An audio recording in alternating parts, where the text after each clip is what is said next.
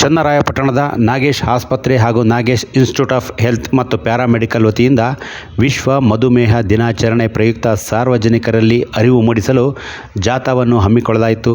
ತಹಶೀಲ್ದಾರ್ ನವೀನ್ ಕುಮಾರ್ ಜಾಥಾಕ್ಕೆ ಚಾಲನೆ ನೀಡಿದರು. ಈ ವೇಳೆ ಡಾಕ್ಟರ್ ನಾಗೇಶ್, ಡಾಕ್ಟರ್ ಭಾರತಿ ನಾಗೇಶ್ ಹಾಗೂ ಇತರರು ಉಪಸ್ಥಿತರಿದ್ದರು. ಕಾರ್ಯಕ್ರಮ ಕುರಿತು ಡಾಕ್ಟರ್ ನಾಗೇಶ್ ಮಾತನಾಡಿದ್ದಾರೆ. ಒಂದು 2 ದಶಕಗಳಿಂದ ಭಾರತದಲ್ಲಿ ಮಧುಮೇಹ ವರ್ಷ ಒಂಥರ ಸಾಂಕ್ರಾಮಿಕ ರೋಗದಂತೆ ದಿನೇ ಹೆಚ್ಚಾಗ್ತಿರೋದನ್ನು ನಾವು ಗಮನಿಸ್ತಾ ಇದ್ದೀವಿ. ಸೊ ಈ ಒಂದು ನಿಟ್ಟಿನಲ್ಲಿ ವಿಶ್ವ ಮಧುಮೇಹ ಸಂಸ್ಥೆ ಹಾಗೂ ವಿಶ್ವ ಆರೋಗ್ಯ ಸಂಸ್ಥೆ ನವೆಂಬರ್ 14 ವಿಶ್ವದಾದ್ಯಂತ ಮಧುಮೇಹ ದಿನಾಚರಣೆಯಾಗಿ ಆಚರಿಸಬೇಕು ಅಂತ ತೀರ್ಮಾನ ತಗೊಂಡಿದೆ. ಕಾರಣ ಮಧುಮೇಹದ ಬಗ್ಗೆ ಸಾರ್ವಜನಿಕರಿಗೆ ಜಾಗೃತಿಯನ್ನು ಮೂಡಿಸಬೇಕು ಅನ್ನೋದು ವಿಶ್ವ ಮಧುಮೇಹ ಸಂಸ್ಥೆ ಉದ್ದೇಶ. ಯಾಕೆಂದರೆ ಸುಮಾರು ವಿಶ್ವದಲ್ಲಿ ಇವತ್ತು ಒಂದು ಅಂದಾಜಿನ ಪ್ರಕಾರ 50 ಕೋಟಿಗಿಂತ ಹೆಚ್ಚು ಮಂದಿ ಮಧುಮೇಹದಿಂದ ಬಳಲುತ್ತಿದ್ದಾರೆ.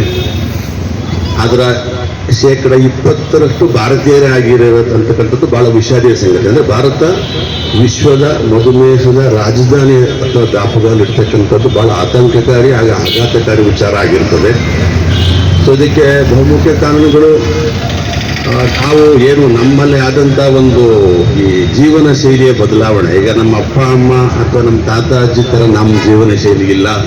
ಅವ್ರು ತಿಂದಂಥ ಊಟಗಳು ನಾವು ತಿಂತಾ ಇಲ್ಲ.